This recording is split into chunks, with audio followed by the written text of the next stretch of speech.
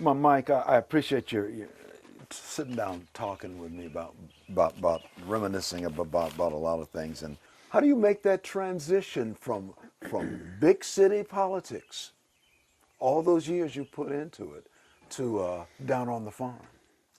Well, I would say to you, Leon, is kind of what I said to a lot of people who were clearly stunned by the fact that Joanne and I decided to move here.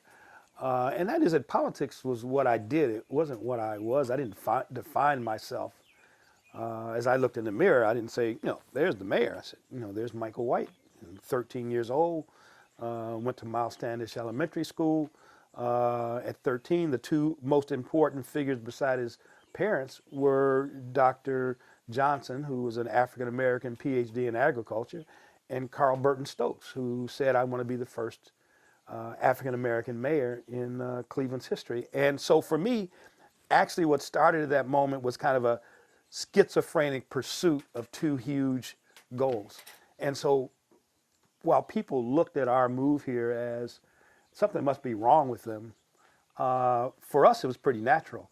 I went to Ohio State in agriculture, didn't finish, but I started in agriculture. My wife's family owns a farm in Ireland.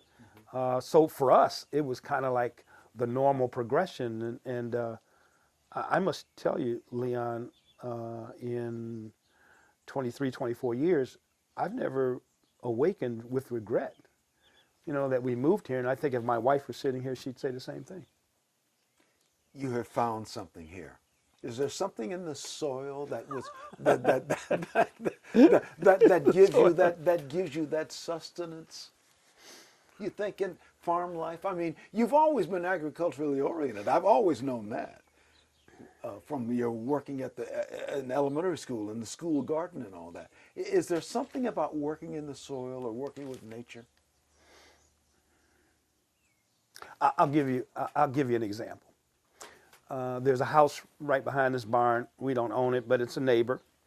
And for some reason, his barbecue pit caught on fire. I'm going to try to truncate this because I know you don't have a lot of time. But so the house catches on fire. It's fully engulfed.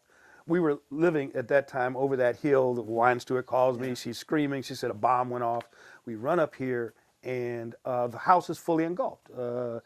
So here, you don't have the Cleveland Fire Department equivalent. You have volunteer fire departments. So all the volunteers start coming up. So they get out of their trucks. And I'm standing there, right over there, and I'm watching some of my neighbors walk into a burning garage and carry things out that weren't on fire. Yeah. And so I wasn't going to go that far. But then the neighbors around me, men and women, began picking up the hose and holding the hose behind the volunteer fires to make sure they had some strength to it. I went right over there and picked up the hose. That's not an odd thing here. That kind of mentality, that kind of neighborliness, that kind of concern for others, that's like breathing here. And yes, we like that a lot. And we have come to enjoy it. I know you're in Cleveland all the time for one reason or another, foundations, and Yes. jobs that you got there. Which foundation is that? The Mandel Foundation. Jack Joseph and Morton Mandel. You've been working with them for years now. 15 years. Yeah. So you keep up with what's going on in Cleveland. The Browns are looking like they're going to make a real run for the playoffs this year, and perhaps even more than that. You were instrumental in getting that team back in this town, weren't you? Well, you and I grew up in Cleveland, and you and I both realize that Cleveland has been the brunt many times unfairly of jokes and perceptions.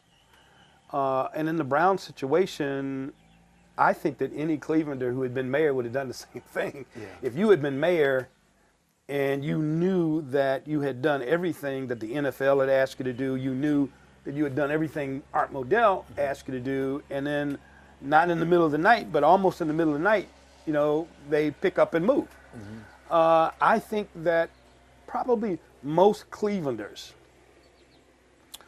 would have said, no, we're not going to take this one. I'm not sure we're going to win, but I can assure you, and I told Paul Tagliabue. First night I met him, it was raining like cats and dogs. I don't know if you were in New NFL York. commissioner. I told him, I said, look, after he went through everything, he wasn't going to do anything. I said, let me tell you something, Commissioner. I said, there's getting ready to be a hell of a fight. There's going to be a lot of blood on the floor. Some is going to be yours, some is going to be mine. But I can assure you, I cannot tell you who's going to win, but when it's over with, you're going to know you've been in a fight. And if you or this young lady or the cameraman had been the mayor of Cleveland, you'd have done the same thing. Because a mayor's job is to protect and fight for their city. You may not recall, but I bought a jacket, Cleveland Browns. I was going to not buy the jacket because the Browns were leaving. Yes. And the jacket was at Sears and Roebuck at Randall Park Mall. Now that's how long ago this was. And I said I would buy they're giving the jacket away for almost 20%, 80% off because the Browns were leaving. And you told me, Leon, buy the jacket. Absolutely. Because and I said, Mike, if there's not going to be a team, why am I buying the jacket? You said, I guarantee you, you're going to have a Browns team. The colors are orange and brown, and they're going to be the Cleveland Browns. And you told me to buy the jacket, and your information was right on. And I'll always thank you for that. We got the Indians. They just signed. They're signing a new lease to 2036, I think. The state is kicking in a lot of money to keep the Indians. This was announced yesterday. You probably heard about it. That's a good thing, right? Sports franchise. I think they are, and I am acutely aware of all the arguments around public support of sports franchises, and I think I've always felt the one argument I think it failed to really speak to is that trying to build a community, you don't build a community with one thing. It's kind of like a stew. When our mothers fixed stews. The stew wasn't great because of the peas or the corn or the beef or the chicken or the broth. It was great because of all of it cooked the right way. And so that's what a community is. So it's not an either or. It's how do you create an environment that is welcoming and supportive of the entire community, which really, in my mind, means that quality schools that prepare children for a better future is above that. But it's not, let's focus solely on the schools, not worry about the franchise. It's do both. Creating an environment where people who want to work can get a job meaningfully over time and a skill. And so I think we're trying to create that, the people who are running the city now are trying to create that stew.